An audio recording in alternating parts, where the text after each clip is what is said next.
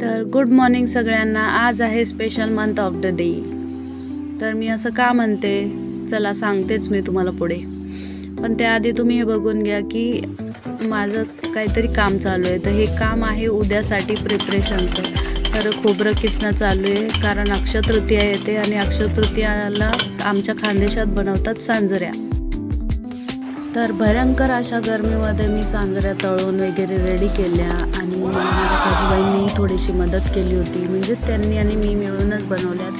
पण दुपारच्या या भयंकर गरमीमध्ये आणि या उन्हाळ्यामध्ये तळल्यानंतर खूपच गरम होतं. मग त्यानंतर मेन्यू होता माझा मिसळ बनवायचा कारण घरच्या मिसळपाव खायचा होता.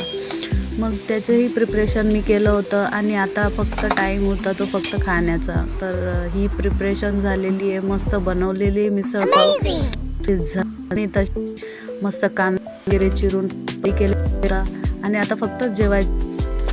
तर सगळ्यात पहिले मी माझं बनवलेलं ताट, जे मिसळपावचं ताट होतं, ते मी माझ्या बाबूला दिलं आणि किचनमध्ये उभे राहिल्यावर खूप गरमी होते. तर या तुम्ही पण मिसळपाव खायला.